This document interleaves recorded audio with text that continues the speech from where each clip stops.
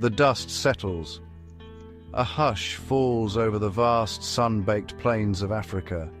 It is a silence pregnant with anticipation, heavy with the ancient drama of life and death that plays out here day after day.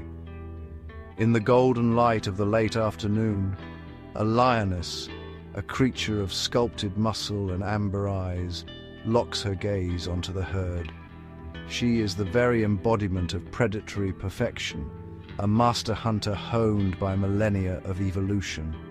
Her every sinew is coiled, ready to explode into a blur of speed and power. Her target is singled out, a moment of calculation that seems almost cruel in its precision.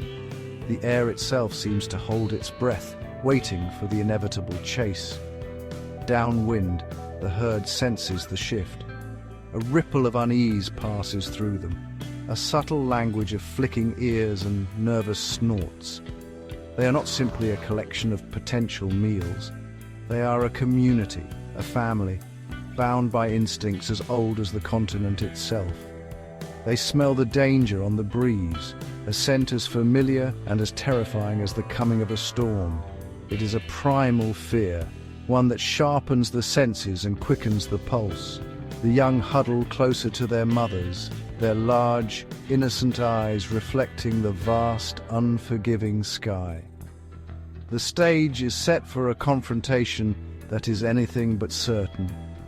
For here, in this immense arena, the line between predator and prey is not always so clearly drawn. The hunter can, in a heartbeat, become the hunted. The intended victim can become the victor.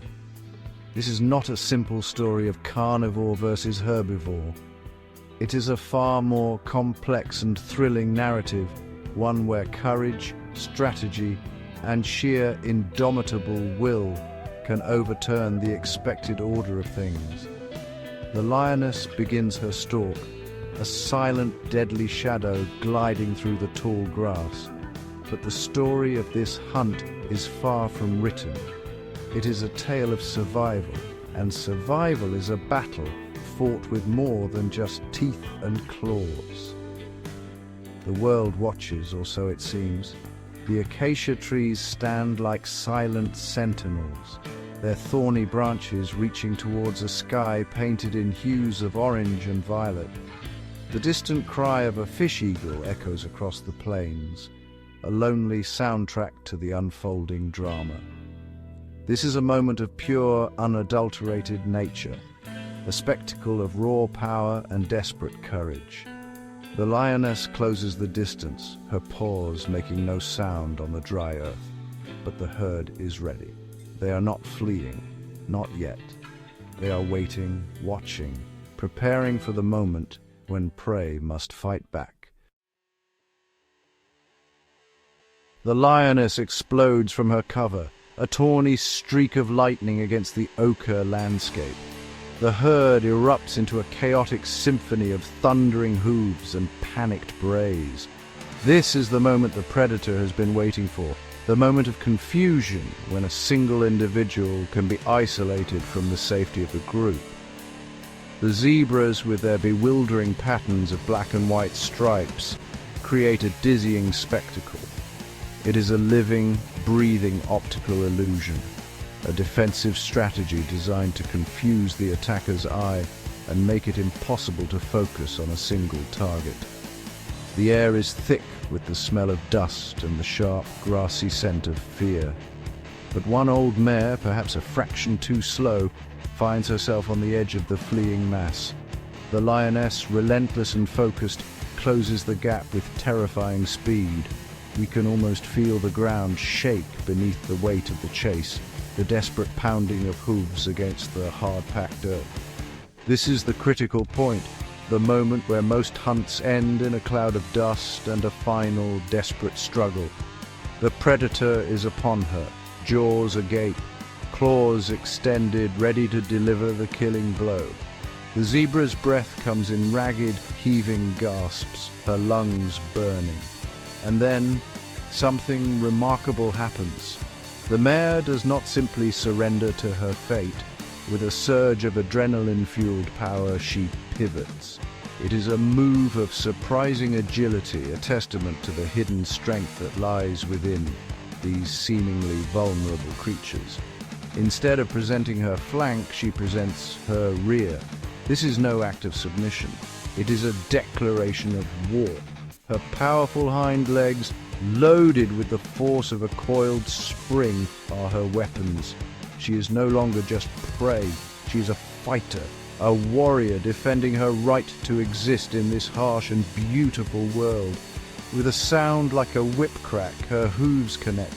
The kick lands with astonishing force against the lioness's shoulder, a solid, sickening thud that echoes across the plain. The predator is sent tumbling, a grunt of shock and pain escaping her lungs. For a moment, the queen of the savannah is reduced to a dazed and sprawling heap in the dust. The zebra does not linger to admire her work. She uses the precious seconds she has bought to rejoin the thundering herd, disappearing back into the dazzling, confusing safety of the stripes. The hunter, for now, has been defeated.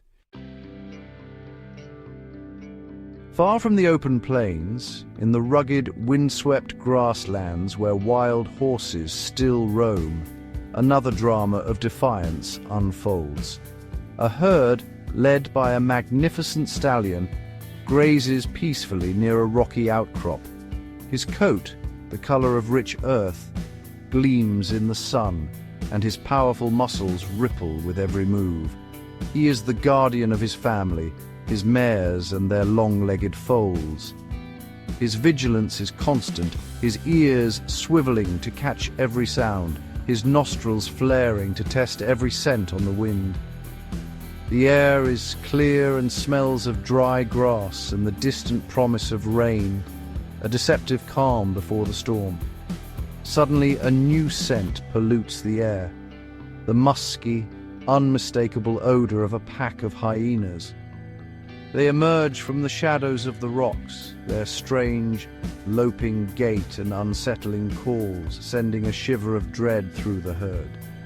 The foals, sensing the danger, press themselves against their mothers' sides. The hyenas are relentless opportunists, masters of the long wearing-down chase. Their target is clear, the youngest and most vulnerable member of the herd. They begin to circle, their eerie whoops and cackles designed to create panic and separate a foal from its mother's protection. This is the stallion's moment. He does not flee.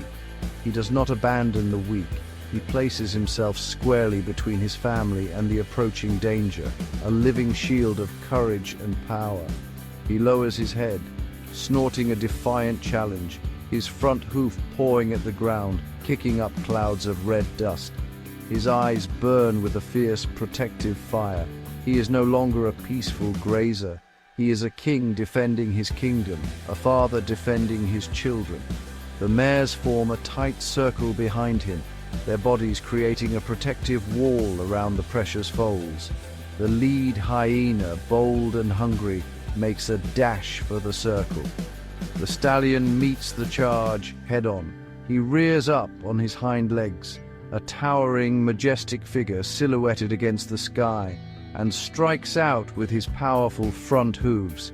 It is a display of pure, unbridled fury. He bites and kicks, a whirlwind of defensive rage, driving the attackers back. He moves with a speed and ferocity that the hyenas did not anticipate. This is not the easy meal they had hoped for. The stallion's stand is a powerful reminder that the bonds of family can forge a strength greater than any predator's hunger. In the dappled shade of a towering acacia woodland, the world seems to move at a slower, more deliberate pace. Here, the giraffe, the gentle giant of the savannah, browses peacefully on the highest leaves. Its incredible height, which allows it to reach a food source unavailable to others, also provides it with an unparalleled viewpoint. It is a living watchtower, its large liquid eyes, fringed with impossibly long lashes, surveying its domain. The air is still and warm, filled with the gentle hum of insects and the soft rustle of leaves as the giraffe feeds. It seems a creature of pure peace, an icon of tranquility.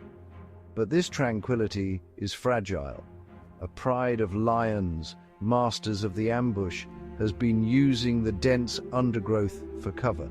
They are patient hunters, and a giraffe, for all its size, can provide a feast for the entire pride for days.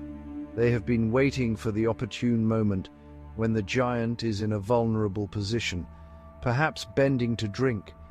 The led lioness begins to move, her belly low to the ground, a silent muscular shadow weaving through the bush.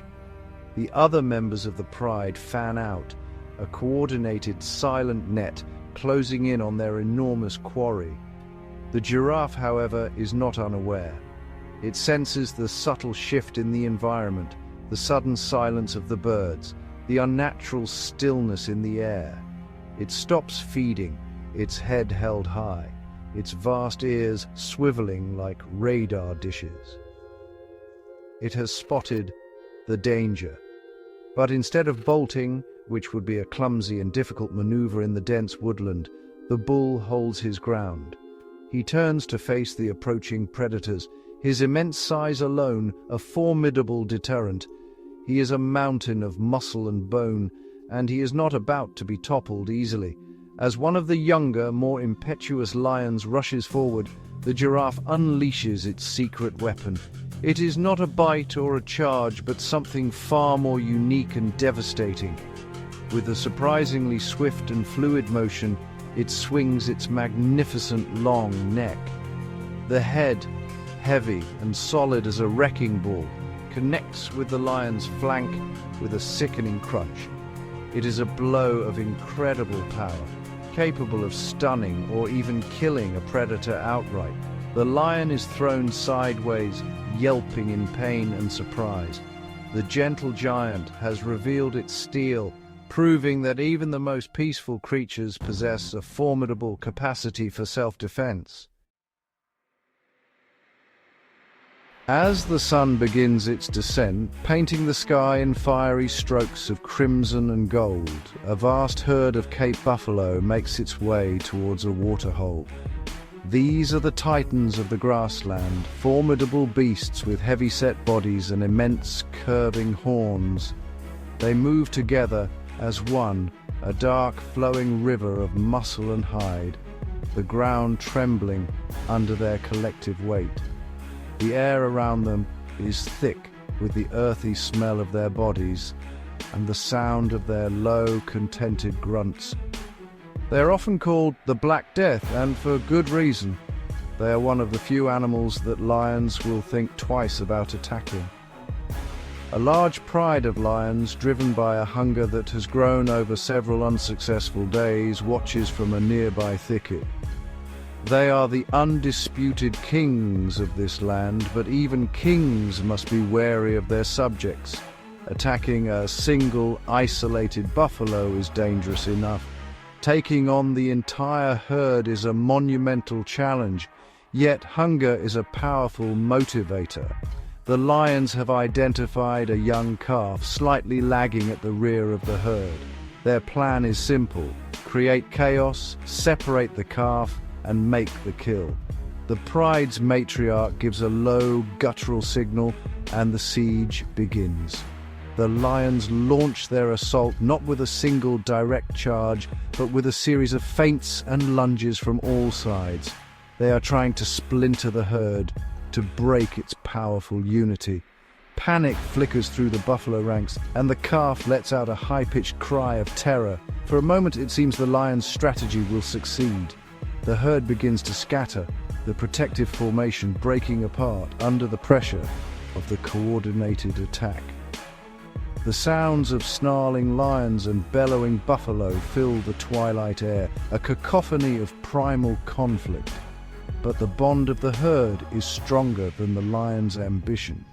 Hearing the calf's distress, the great bulls at the front of the herd stop. They turn, their eyes blazing with collective fury. It is an incredible sight. The hunted become the hunters. With a deep, rumbling